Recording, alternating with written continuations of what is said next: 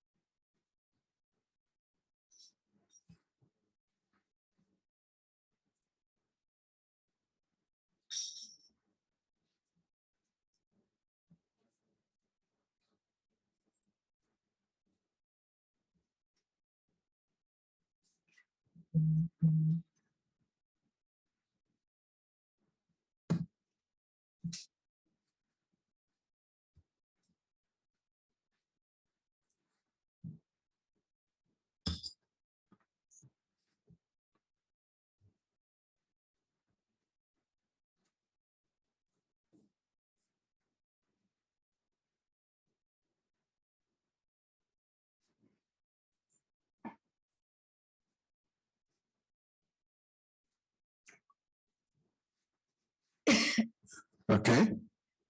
There's an indication that they are back. They are back on. Thank you. Apologies. Please proceed, Advocate Mayosi. Thank you, Chair.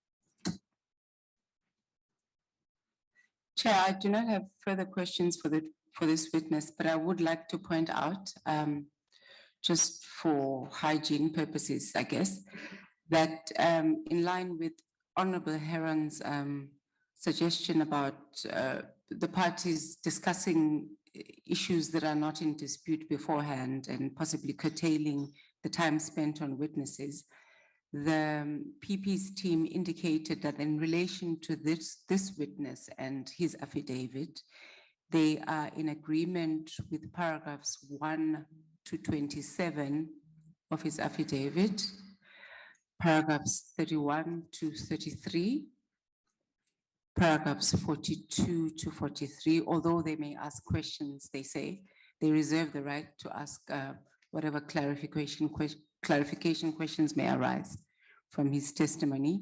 And then, of course, the rest of the paragraphs they will interact with. I thought I should just point that out.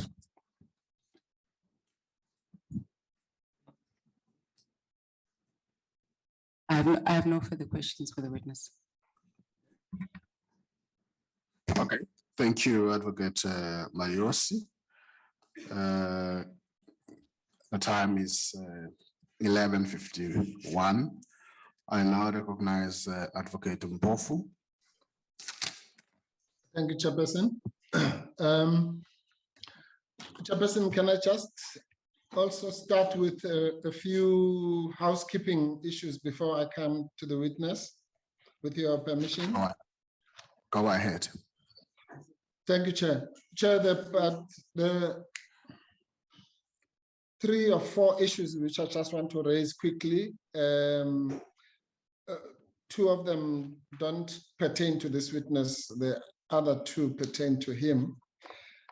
So let me start with the broader issues. The first one is, Chair, just for the record and for the attention of the members, to bring it to your attention or to their attention, and also to the attention of the public, because we've been getting inquiries, but we thought before we could respond to those inquiries, out of respect, we should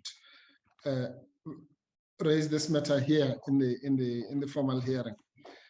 And that is the matter, Chair. By now you would have received a letter from us from the 8th, that is the day before the public holiday, pertaining to the request that we're making to you to take the necessary steps to subpoena or summon President Cyril Ramaphosa, given the report that we last gave that he had declined the invitation to appear voluntarily.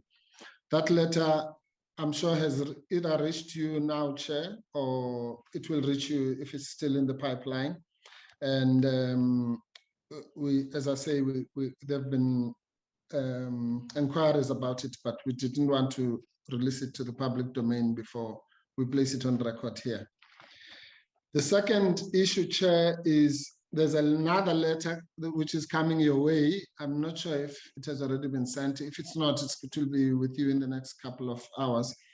And that's a separate matter regarding the recall of the witnesses that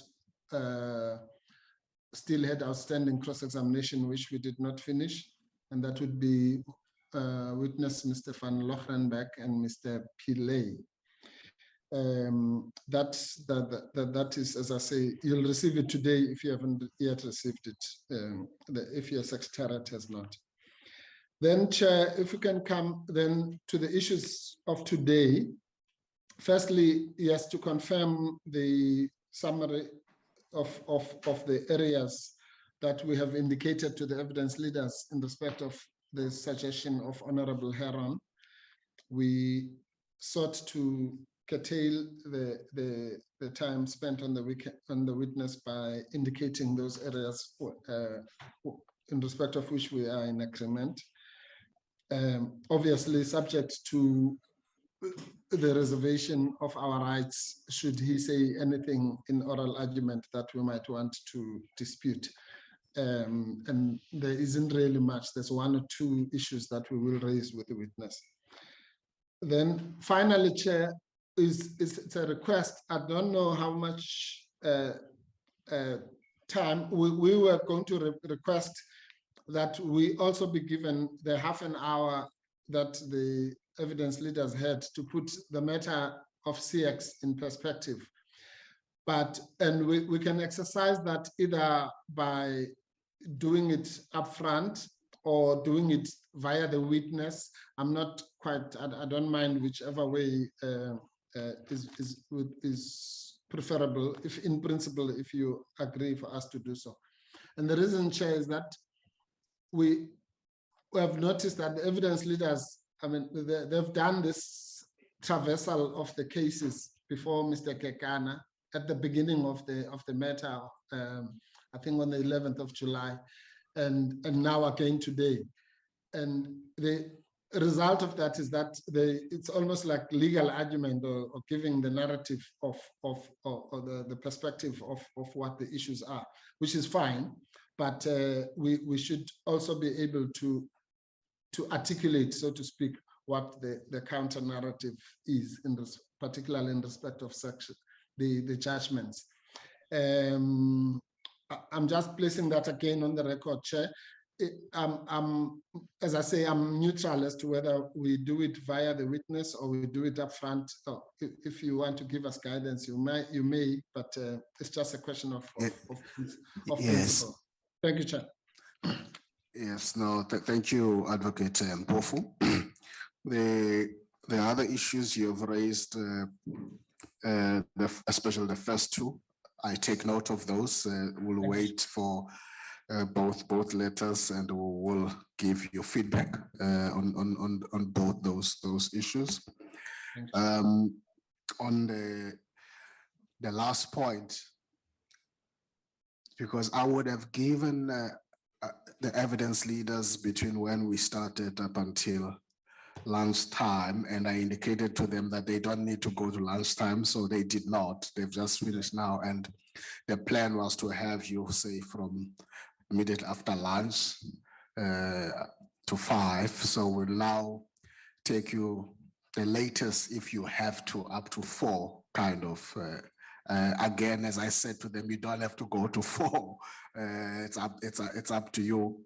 But on the issue I'm raising, it really has to be your comfort. If you think that you want to start with those issues, please do so. If you want to do them as you cross-examine the witness, I think also that should not be a train smash. Thank you, Chair. Thank you very much, Chair. I appreciate that. Then I think what I should do, Chairperson, is I'll do a bit of both. So I'll just outline one or two issues, but some of them I'll lead through the witness, if I may, Chair. Proceed, please go ahead. Thank you very much, Chairperson.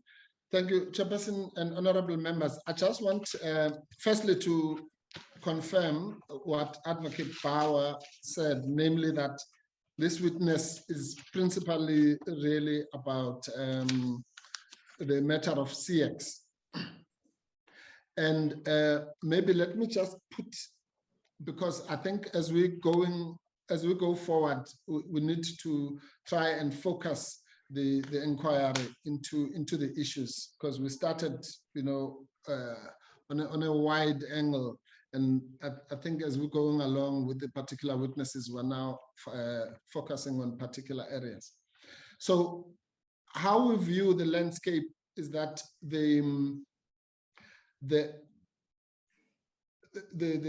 motion or the issues that are before you, either from the motion or from the independent panel report, can be condensed into principally four charges, broad charges, as we said on day one, which some of them have sub-charges, but also there are four principal reports or rather judgments which characterize the motion. One of them is CX, which is what we're dealing with now, and I will come back to the specific issues that I want to raise at a broad level around CX. The second one is Friede, and we've touched on Friede both with the witnesses Samuel and Kekana to some extent. And then there was a summary of the judgments which was done. So the issues have been outlined there. The third important judgment is the judgment that we call CR17/Busasa. That is, we have not yet really gone into that particular judgment or that series of judgments. And it also has to do with the subpoena to President Ramaphosa that I mentioned earlier, which I've addressed the committee on previously. So I also don't want to dwell much into that. Simply to flag that we will hopefully deal with that stream or that third leg in the same way, via witnesses and also summaries of the judgment and so on and so on. Then there's the judgment of the Financial Service Board Conduct Committee, or something like that, which again also has not been dealt with. And then there are other judgments, let's call them that, and that includes the Pillay Godan stroke rogue unit stream of judgments, which we have dealt with via the witnesses Van Lochenberg and Pillay so far. Some of those witnesses are going to come back and we will deal with them and finalize that stream. Again, you have been given the judgment summaries and obviously we will call evidence in respect of that. So that's the broad landscape, and the format seems to be that we go through the judgments, analyze them, and then have witnesses on both sides, you know, promoting whatever the narrative and counter narrative, so to speak, or the issues that we want to highlight, that both the evidence leaders and ourselves might want to highlight. Maybe to call it narrative and counter narrative might be to overstate the issue. Right. Now, against that background, that then covers the entire, of course, there's the issue, the so-called HR issues, the alleged harassment, victimization, and intimidation of witnesses, which is a unique type of issue that doesn't really depend on the judgments. So we can flag that as a separate issue. But then that covers the entire motion, so to speak, but whether on the wide angle that is preferred by the committee or the narrower angle that is preferred by us, which is based on the independent panel report. Now, coming back then to this leg of the inquiry, which we are busy with now, which is the CX matter. It's important for me just to focus the attention of the committee on what, at least from our point of view, with regard to the main issues around that report. The first one is the allegation, which is contained and summarized in the report as well. Broadly speaking, that the public protector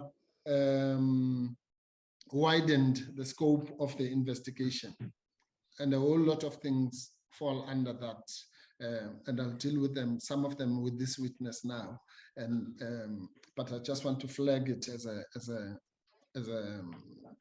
heading or a topic here. The second one, which is also isolated properly by the independent panel, is that the remedial action that the public protector issued differs substantially from that which Advocate Madonsela issued. Again, there are many sub-issues that fall under that. The third, which is quite important, is this issue of the judgments, and that's really where what I wanted to put in perspective, because that some of it might come via the witness, some of it not. You will recall, for example, that we canvassed some of the issues in the judgments with witness Kekana, and I think to some extent with witness Samuel.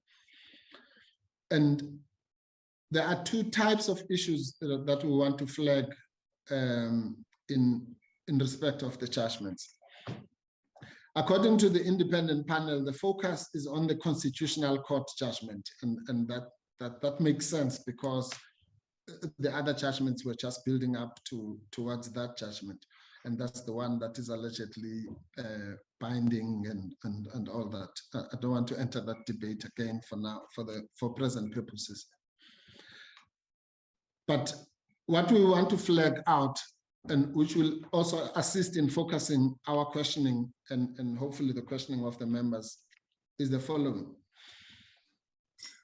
And it's a bit of a concern for us, because when these judgments are being summarized, quote unquote, by the evidence leaders for the second time now, if not the third time, there is a focus only on the majority judgment of the Constitutional Court.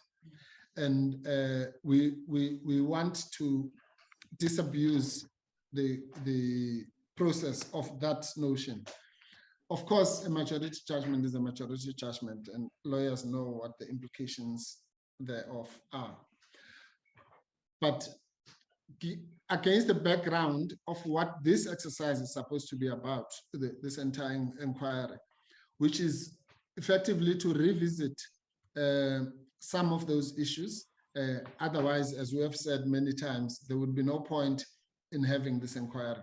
We could simply all just read the judgments and then pass our verdict, so to speak. In our view, the purpose of having this process is exactly to relook into those issues because of the warning that was given by the independent panel report, which is that those judgments would have been given in a different context of review proceedings, as opposed to the current, shall we call it, disciplinary process for misconduct and or incompetence.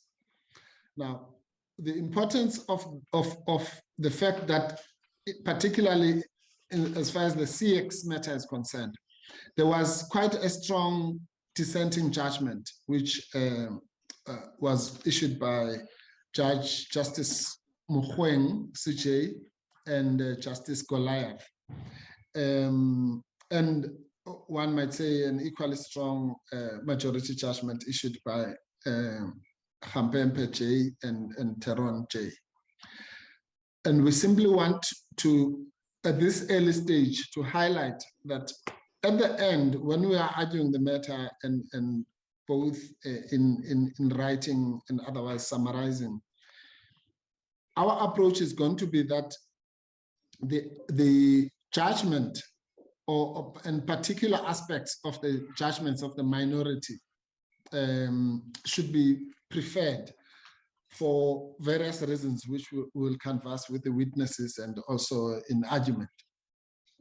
And again, I don't want to go into the legalities of the issue. Some will say, no, you must ignore the minority judgment. Others might say, as if this was a court, no, it's only the majority judgment that should be looked at. We'll have all those niceties and all those arguments at the right time. We know that the evidence leaders hold the view that the judgments should just be or a binding, quote unquote, whatever that means in the context of an inquiry. And we have expressed our view as to that question, both at the beginning and in the cross-examination of Mr. Pillay, for example.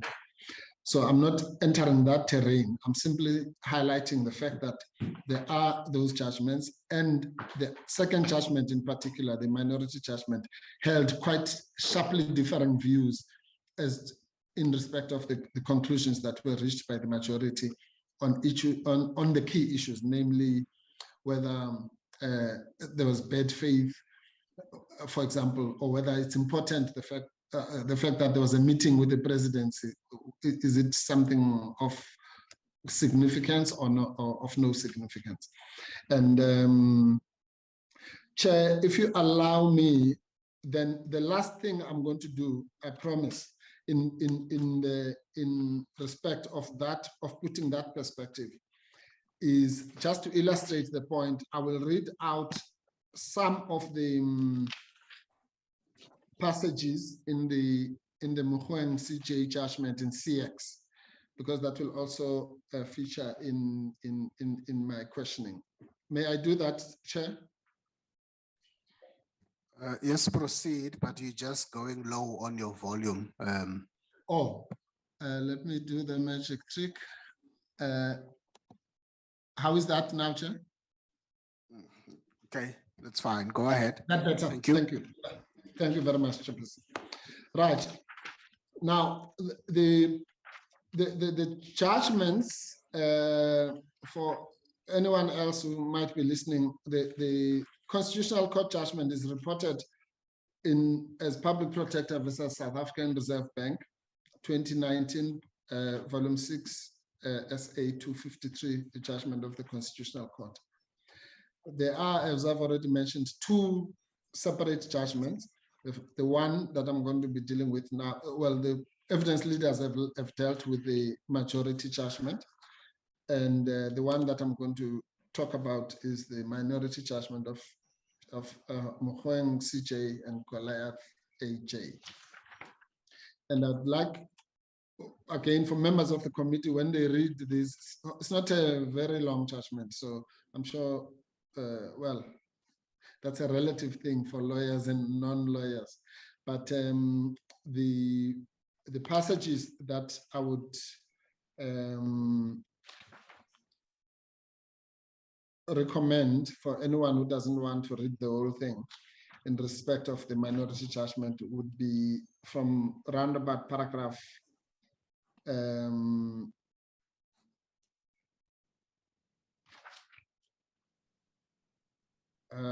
56, which deals with gross negligence and bad faith in the context that I've already mentioned. And then from bad faith is paragraph 71 up to 89. So effectively, the core of the minority judgment is paragraphs 56 to 89. I won't promise I won't read all of them, but I'm going to read substantial portions thereof. Right. And the background to this is the basis upon which the Constitutional Court would have found that there was bad faith and gross negligence and so on, which then leads to the motion that the public protector must be impeached for those reasons. Right. I'll start at paragraph 57, where the Chief Justice said the following. The Reserve Bank says that it would have explained why the proposed constitutional amendment should not have formed part of the remedial action and why an investigation by the Special Investigating Unit should not be ordered. So the contention is that there was no disclosure of meetings when this was reasonably expected to be done, and there was no further consultation with the banks before the final remedial action was taken. This, the Reserve Bank says, denied it the opportunity to make representations that could possibly have averted a remedial action that could lead to an investigation by the SIU and the constitutional amendment by Parliament. Remember, the then Public Protector, Ms. Tulisile Madonsela, had already expressed a preference for an investigation in her provisional report, namely a Judicial Commission of Inquiry. And her successor, Ms. Busisiwe Mkhwebane, says that after her meeting with the presidency, incorrectly referred to as having been part of what occurred on 25 April 2017 in her answering affidavit, she realized that the commission route might be problematic since its legality was already a subject of a matter of litigation in relation to another public protector's report, hence her switch to the SIU approach. Just to pause there, the other report referred to, everyone will know, is about the state capture report that the witness mentioned. There was litigation at that stage as to whether it was competent for the public protector to issue remedial action, which calls for a commission of inquiry. So that was the reason why she was exploring the alternatives. Next paragraph. Besides, something needs to be put into proper perspective here. In her answering affidavit, the public protector alludes to what is in effect the meeting of 7 June 2017, or both April 2017 and June 2017 as the meeting of 25 April 2017. All things put together, part of what she attributes to the meeting of April actually relates to that of 7 June, as her notes of the latter meeting show. What matters is the content of the discussions and the acknowledgement that the meeting had a role to play in the final determination of the remedial action taken. It cannot therefore be a consequence of a correct and fair assessment of the public protector's version to conclude that she only disclosed the meeting of April 2017, but concealed or was totally secretive about the fact of the one of June 2017 taking place. Doing so could reasonably be misunderstood as being symptomatic of a desperation to find fault. Now, let me pause there again. What the judges were saying is that I think Advocate Bauer mentioned this so-called secretive meeting this morning when she was summarizing, was that it didn't make sense why it would be of any significance. And it was referred to as a desperation to find fault. Then the next paragraph says, so what was gross about her negligence, extremely opprobrious, clearly or indubitably vexatious or reprehensible about the conduct in relation to A, her interactions with the presidency and the state security agency, 2, her treatment of the transcript of minutes, and 3, not affording the banks the opportunity to be heard for the second time after the provisional report was released to interested parties. What harm, actual or potential, was to flow from the public protector's conduct that would explain the quote grossness of the negligent conduct? Put differently, whether the reference to the SIU investigation, reprehensible as the public protector's conduct might be or is, what damage did she occasion, or could she cause by ordering a different kind of investigation from the one already proposed in the provisional report of Advocate Madonsela? That's my addition. Then the learned judge, Chief Justice then says, if it was in law wrong or negligent of Ms. Mkhobane to have changed from an investigation by Judicial Commission of Inquiry proposed by Ms. Madonsela to an investigation by a specialized prosecution unit, then negligence cannot be gross for that reason alone. For it would be no more than a change of the vehicle for doing that exact same thing based on a wrong understanding of the law. And that extends to her understanding that because the Reserve Bank was not being asked to initiate any process, no remedial action was being taken against it, and it was therefore not necessary for it to be consulted. The reality is that although the Reserve Bank has a material interest in the lifeboat-related process, since its fingerprints are all over it, when it was directed by the public protector to offer its inevitable cooperation in the investigation, it was not required to act unless others, the President and the SIU, did. It ought therefore to be understandable how an error, if it be, could be made by any reasonable person on the basis that since they had been consulted after the provisional report, a second consultation in relation to the same report was not necessary. I'm about to finish this section, Chair. Then it goes on to say, after provisional report was issued and after consulting with the Reserve Bank, the public protector consulted with the presidency at the latter's request. This, the Reserve Bank says, she should not have done since the presidency had nothing to do with her key recommendations or remedial steps, particularly the possible constitutional amendment as it relates to or impacts on economic issues. The Reserve Bank contends that it should have been consulted about economic issues and Parliament consulted about the constitutional amendment instead, but this is an erroneous contention. First, the President of the Republic has a critical role to play in the affairs of this country, including the attainment of safeguarding of good governance or the creation of corruption-free and truly law-governed environment, especially as regards constitutional institutions. The Reserve Bank must be trusted to, quote, perform its functions independently and without fear, favor, or prejudice. There must therefore be no reason to believe that this constitutionally ordained facilitator of, quote, balanced and sustainable economic growth in the Republic is favorably disposed to some players in the economy in disregard of its mandate, or that it could even as much as consider entering into an unlawful contract at a great financial loss to and to the prejudice of the interests of the general public. Allegations of corruption, illegality, or impropriety, especially those relating to an amount in excess of 1 billion rand, appear to be sufficiently serious to warrant credible closure via the medium of a thorough investigation, however old the subject matter of investigation might be. And on this, both Ms. Madonsela and Ms. Mkhobane fundamentally agree. I'll jump the next paragraph. The 64, the public protector got the law completely wrong by acting as if it was open to her to direct Parliament to amend the Constitution, and even in a specific way. She, like any other citizen, could of course suggest, but most certainly could not take remedial action to that effect. How then is the gravity of the negligent conduct to be gauged in this connection? Is it with reference to the radical departure from the norm, the failure to appreciate the vital limits of her constitutional powers, or with special regard to the deleterious effect of the proposed amendment? Is the determination of the seriousness of gross nature of negligence relating to the amendment not context specific? Then the Chief Justice goes on to say that it is so context specific. I'll start the next one from the second sentence. Therefore, any endeavor to that end may rightly be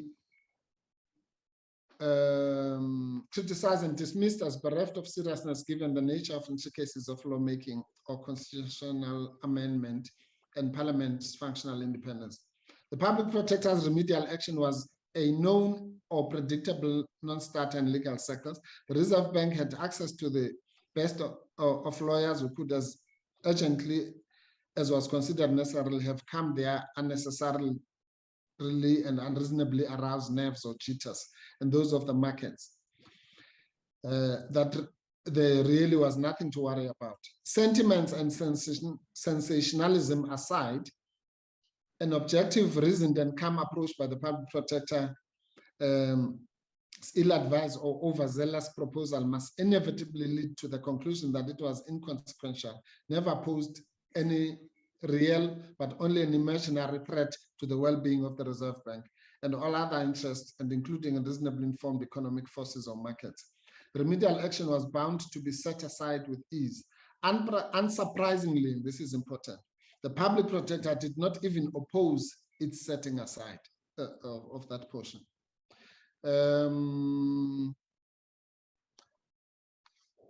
Then there's a discussion on the issue of the vulnerability. As for the meeting, I'm jumping to 67. As for the meeting with the State Security Agency and discussing the Reserve Bank's vulnerability, it must not be forgotten that it was the State Security Agency that virtually initiated the investigation. That's a point I made to Mr. Kekana. To recover whatever the Reserve Bank had given away illegally. That culminated in the CX report.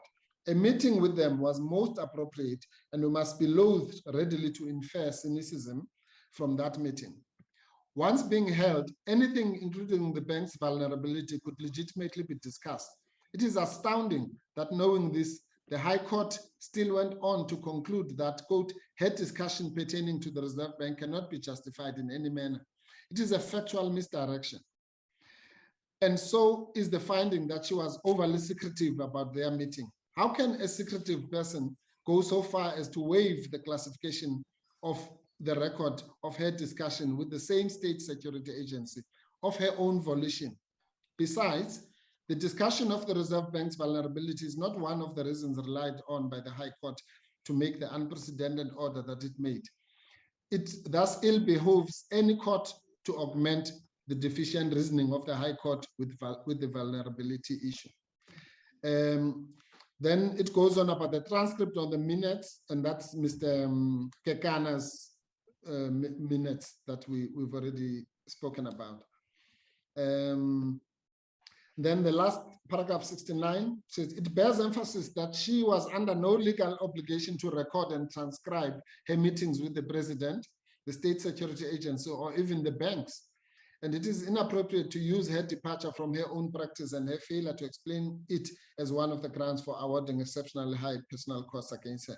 For it does appear that a lot is being deduced from the record and conduct of the public protector that is not borne out by the facts and the law. But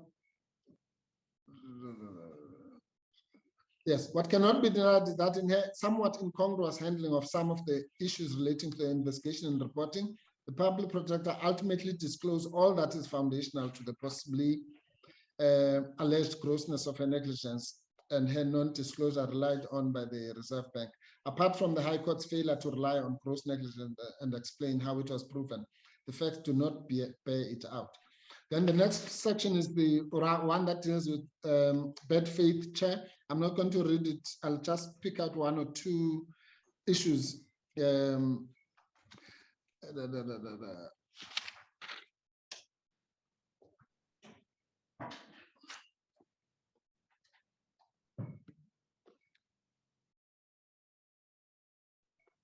Yes, let's start at 72.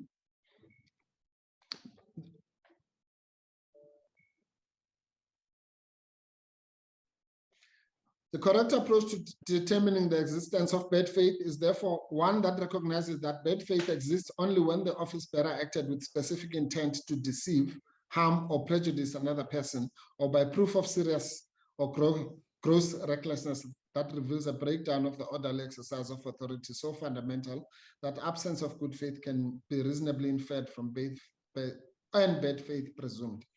This is so because the mischief sought to be rooted out by rendering bad faith so severely punishable, particularly within the public sector space, is to curb abuse of office, which invariably has prejudicial consequences for others. Abuse of office undermines the efficacy of state machinery and denies justice and fairness to all people and instructions. For a person who acts in bad faith is one who hopes to get away with a surreptitious connivance to harm the unsuspecting other. Within the context of this case, the High Court would have had to be satisfied that the public protector sought to disadvantage the Reserve Bank, acting in cahoots with the presidency or whoever else. Not only would the prejudice have to be explained by the High Court, but the conspiracy or connivance insinuated would have to be classified by the public protector for the devious scheme to succeed. Neither the president nor the state security agencies are competitors with the litigants' bank, nor did they initiate the investigation of the public protector that culminated in the final remedial action. It is Mr. Hoffman who did. That's the complainant. The question of favoritism or partiality does not therefore arise. Much more would have had to be said by the High Court in support of the alleged partiality or lack of good faith of the public protector, especially because the prominent role these factors played in awarding the personal and punitive costs.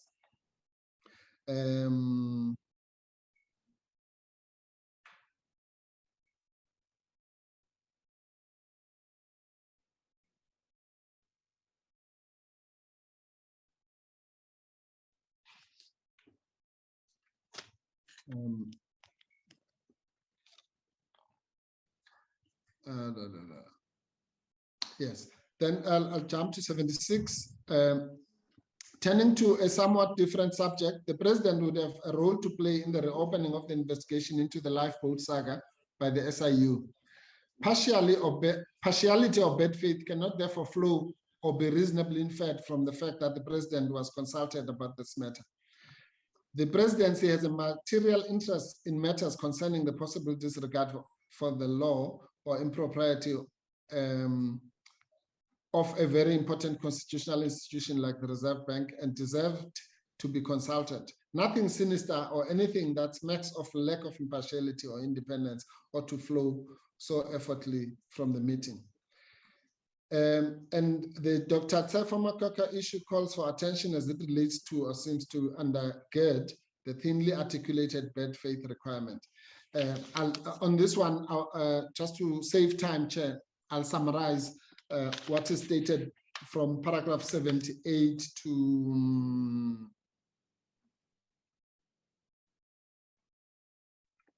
81.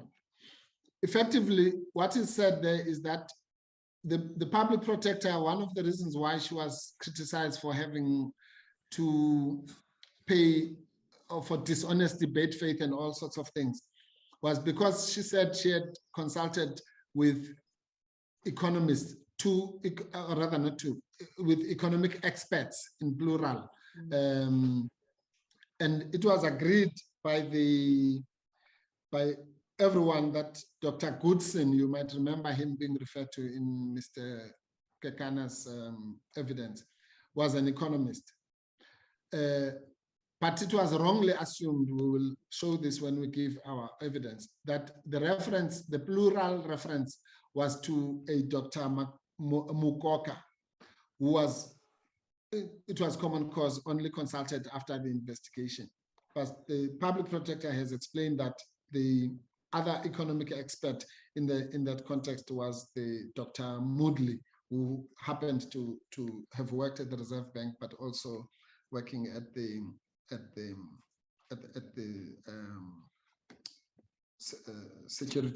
state security agency.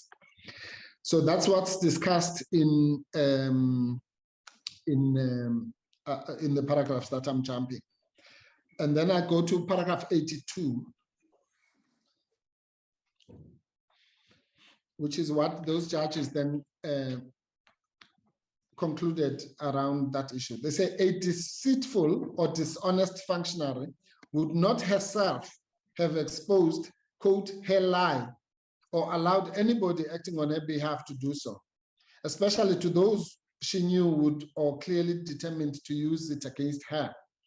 This explains why the minister did not disclose anything about the work streams. A commonsensical approach to real life issues militates against the adverse inference or conclusions sought to be drawn or reached. This is not a case of being caught or found out. The public protector laid it bare herself. A dishonest conspirator, as the public protector is made out to be, would in all probability have shredded or concealed the documentation. Not even a Rule 53 application has the necessary force to compel a fraudster to discover what she is intent on concealing in order to deceive successfully. Interestingly, for her to know which documents to disclose, logic dictates that she would have had to read her handwritten notes that expose the plot, unquote, or deception by revealing information about the 7 June 27 meeting. The notion that she was being partial or acted in bad faith and that it is only reasonable inference to be drawn from her failure to disclose this information and not consult with the banks lacks substance. And it must be emphasized that the conclusion that she was dishonest or deceitful is belied by her declassification of notes of her meeting with the State Security Agency, her somewhat belated disclosure of all the other information, including the dates of the meetings, her contemporaneous notes of what was discussed, and the effect of the meeting with the presidency on the choice of the vehicle of the investigation.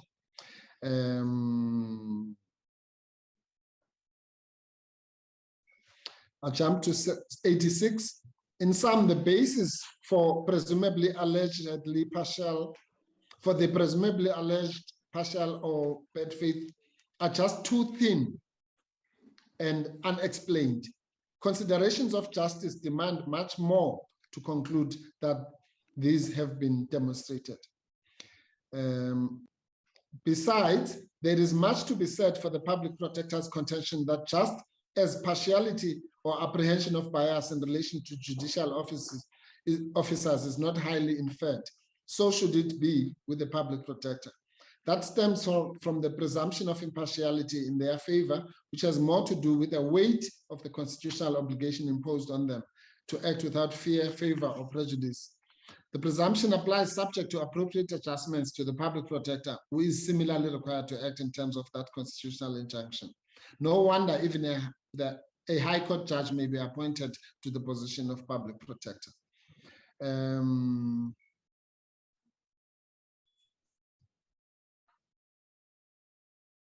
Yes, I think I'll stop there, Chair, and invite members to read some of those comments for themselves. But that is the perspective that we have been finding to be missing in the multiple summary of the judgments by the evidence leaders. And I'm sure it was not, maybe it was honestly based on the notion that the minority judgment does not count, but it does, because that's exactly what we're going to be arguing in the end, that the analysis that was the very lucid analysis of the Chief Justice is what should be preferred. We have already demonstrated, for example, on the vulnerability issue that the public protector was being unfairly targeted for something that Mr. Kekana has suggested was his own notes to himself. And we've also demonstrated the issue of the so-called economists, and we will continue doing those, and we intend to do that also via this witness, Chairperson, with your permission. Can I therefore then start with the witness? Yes, just before you do that, I recognize Advocate Bauer. Can I just make one correction? I was not dealing with the majority judgment of the Constitutional Court this morning, ignoring the minority. I had said quite clearly I was only dealing with the full bench, and I would come to the Constitutional Court judgments again. All right. Okay. Well, thank you for pointing that out. Yeah. Advocate Mpofu, you may proceed. Thank you, Chairperson. Well, I just want, just in quick response to that, to say that Advocate Bauer did refer to the judgment, and I think even the issues about the secretive nature and the findings on bad faith and so on, but that's fine. I don't want to quibble about that. She did say that she was going to start with the Murphy judgment and take it right up to the Concord judgment. But in any event, whether she did or not, the independent panel correctly pointed out that the focus should be on the Constitutional Court judgment. Thank you, Chairperson. Good afternoon, Advocate Chiwalule. Good afternoon, Advocate Mpofu. How are you this afternoon? I'm doing very well. How are you? I'm very well, thank you. Thank you very much. Yes, you know, as we indicated, there are large sections of your affidavit which we don't take issue with.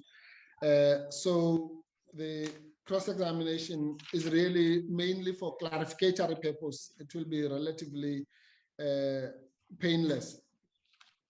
And that's because as we understand it, really your role here is unlike those other witnesses who have an axe to grind or are disgruntled and all that. You are just here to assist the process, correct? Correct.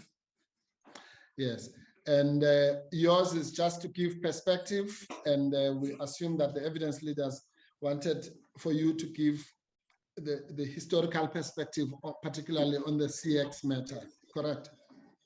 Correct. Right. And I just want to confirm that just for perspective and context. I mean, you are an advocate, you know the importance of context, correct? Correct. Right.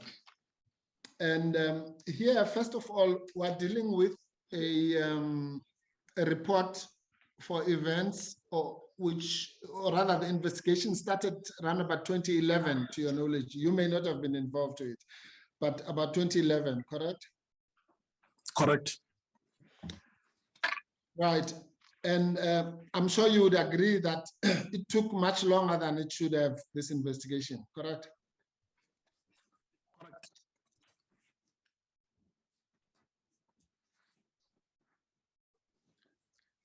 Sorry, Mr. Chalula? He said correct. Maybe Yeah, you correct. missed Oh, that sorry, part. I missed that. There's something that means there was something wrong on our side. Thank you very much. In that, thank you for that. In that, surely an investigation should not take almost the full term of a public protector. From 2011 up to 2016 would be about 6 years, correct? Correct. Yeah, and be that as it may, it is also so that I'm just jumping towards the other extreme now, or towards the end. You have correctly pointed out that Advocate Matonsela was quite determined. It was one of the reports that she would have wished to issue before her term expired, correct? Correct. But as these things happen, that last rush that you and her participated in did not result in the issuance, in the finalization of the report, correct? Correct. And that, just to digress a little bit, there were, let's say, 3, at least to my knowledge, and you might correct me if I'm wrong, 3 big investigations which she had hoped to finalize before she leaves, but somehow failed to do so. One of them was the CX report, as we have just confirmed. The other one was the Friede report, and then, of course, the well-known state capture report, correct? Correct. There were also others. I think just to add on that, there were a number of them. I think there were more than 10 reports that she had wanted to release. I do recall the investigation regarding, I think, the Free State website. There was also an investigation about Mandela funeral. She wanted that finalized as well. There was also an investigation regarding the funds that were that disappeared in the I think Bapoba Mohale Yes. in Northwest. So those are some of, Yes. yeah, so a lot of work had been done on that, but obviously there were things that she felt that they still needed to be closed off or finalized before those reports could go out, or the Section 79 notices could go out. Yes. Fair enough. So what I call these three big reports were, you are simply saying that they were part of a bigger pool of reports that she would have, all things being equal, should have wanted to finalize before her departure, correct? Correct. Right. Now, one of the disturbing features about coming back now to the CX report is the fact that you remember there's one of the things that Advocate Mkhwebane is criticized for is her alleged failure to adhere to the 5-day promise which was made to the Reserve Bank that they would be given prior notice of the final report, something like that. You remember that? You're referring to the 10 days. I think it's 10 days in a meeting that I was not part of. I do recall that Advocate, a counsel for, I think, Reserve Bank wrote to the PP inquiring about that, there was a promise that they will be given a report and they'll be given 10 days within which they will then comment on the provisional report before it was released. That's all I can remember in as far as that is concerned.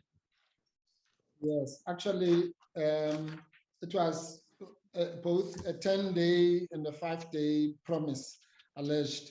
10 days, I think you're right, before it would be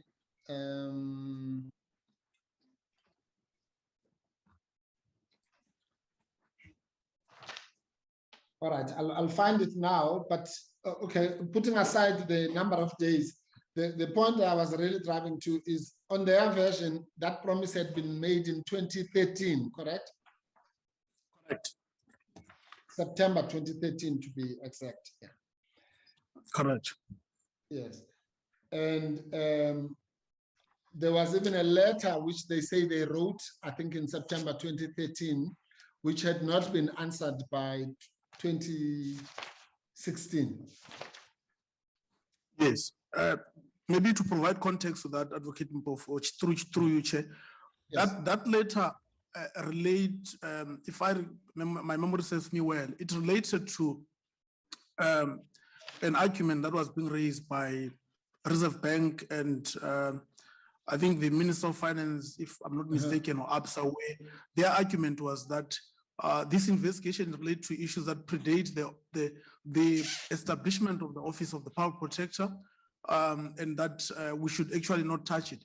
When I joined the investigation, these issues were brought to my attention as well, that the reason the investigation has stalled so much was because there was this to and fro and arguments that have been raised by the parties involved that, well, why are you investigating this issue? It's a dead wood. It's an issue that happened even before your office was established. But I remember advancing an argument that says the issue here is not about the things that happened prior to the establishment of the Office of the Power Protector, but rather the issues are about what the government did when the government entered into the agreement with CX. That was done after the establishment of the Office of Power Protector. So we are only mainly focusing on that, and we are not focusing on what transpired between 85 and 1992, to be precise. Yes. No, fair enough. Yes, but nevertheless, yeah. Thank you for that background. If you go to page 3291, that is a letter from the Reserve Bank to the Public Protector, quite a long letter. You remember that letter? You said 3291. Yes, Chairperson. Okay, thank you. We'll flight it if you don't have it there. Yeah. No problem. The letter actually starts at 3285. Maybe we should just run it from there. Just, it's quite a comprehensive letter, just to show that. Yes. Okay. It's a letter from the Reserve Bank to Advocate Mkhwebane, Can you just run it until you get to 2291? I just want to demonstrate that it's quite a longish letter and detailed. You remember this letter, Advocate? Yes, I do. Yes. In your statement, it is, I think it's just a mistake. You refer to that letter as coming from Mr. Chris van der Walt, but in fact, it came from Advocate De Jager, correct? Or a Dr. De Jager. Can you please go down to the last page so that at least I can confirm that? Yes, that will be a 3294. Yes. Yes, you're quite correct. Yes, and if you go to 3145, which is your statement, sorry. Yes, you'll see that you say on 25 November 2016, we received correspondence from Mr. Chris van der Walt of the SARB. I'm just saying that those, unless if I'm missing something, from my recollection, this letter was 25 October, actually, 2016. And also it came from Dr. De Jager, not Mr. van der Walt. That's not important. I'm just simply saying, just making sure that we're dealing with the same letter. Am I right? Correct. Thank you. Okay. All right. So subject to those minor corrections, for the record, Chair, the letter therefore was actually 25 October 2016 and came from Mr. De Jager. So the necessary changes would have to be made to paragraph 22 of the witness statement. But as I say, nothing much turns onto that. All right. Now we can then go to paragraph 3291, which is where I was leading to.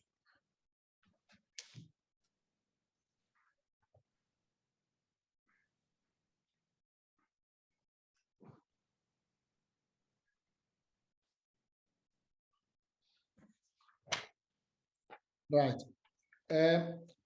Just to confirm that around there where they talk about Miss Marcus and Mr. Mboweni, just keep rolling a little bit. Yeah, it is to confirm what you were saying, Advocate, that there was this discussion about prescription, rather jurisdiction, I think is a better word. Namely, yes, whether in terms of section 6(9) of the Public Protector Act, whether the public protector would have been entitled to investigate something that was older than 2 years in terms of its occurrence. That's what you are referring to. Yes. Yeah, correct. Okay. Yeah, okay, we'll come back to that. What I want to discuss for now is if you go to 3.12. Yes. That this is the complaint that the public, rather the Reserve Bank was raising in the letter, that they had written this letter in 2013, and they say there was no response to this letter from the public protector for about 3 years. You remember that? Yes, I do. Yes, and it is in that context where I was saying that this particular report really should have been finalized earlier, and I think you have agreed with me on that, correct? Yes, I do agree with you, and for the reasons that I've provided, which I was told why there was that delay. I want to make sure that I stress those. Yeah. Yes, and it was before your time anyway. Yes, it was before my time anyway, but I had to inquire why this had taken so long, obviously. Yes. As you have indicated, it was unusual for an investigation to take this long, and I've highlighted why it did as the reasons were provided to me. Yes, right. Okay, right now, the public, this public protector, Advocate Mkwebane, and I'm just trying to find if your comment would be, or rather whether you would agree with me. Once again, dealt with this matter as a matter of priority, correct? Yes, Yes, and she dealt with it with the due efficiency that it required. In that, for example,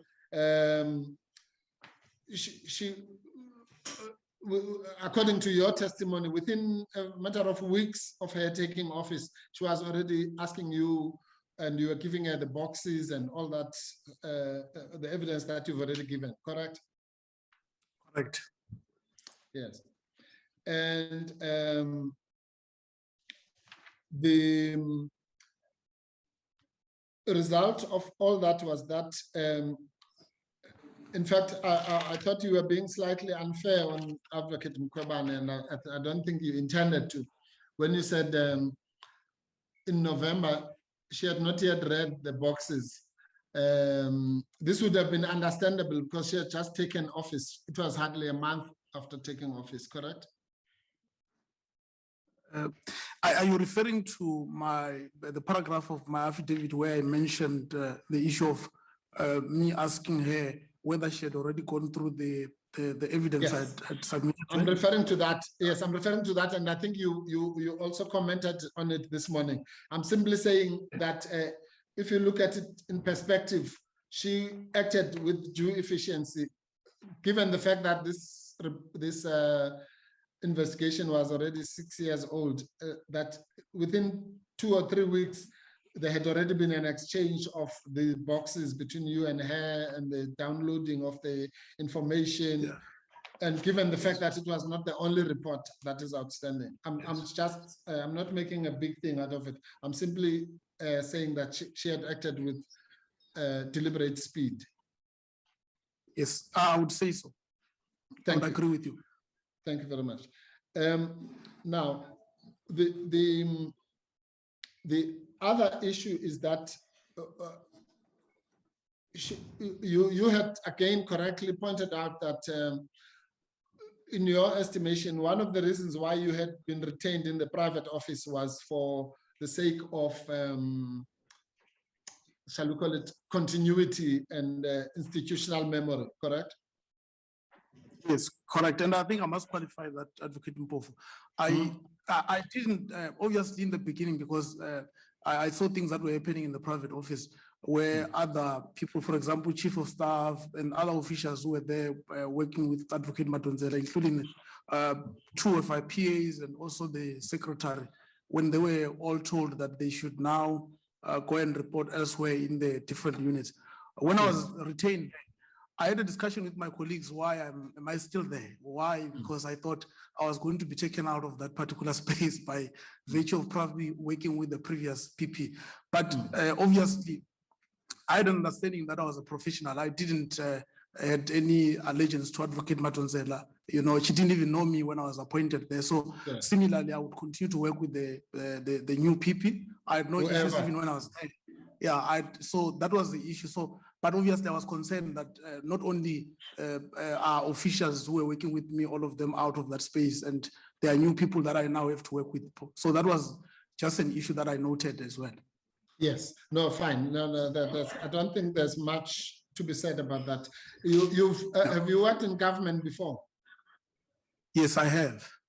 Yes. So which department? I worked at IDT, Independent Development Trust.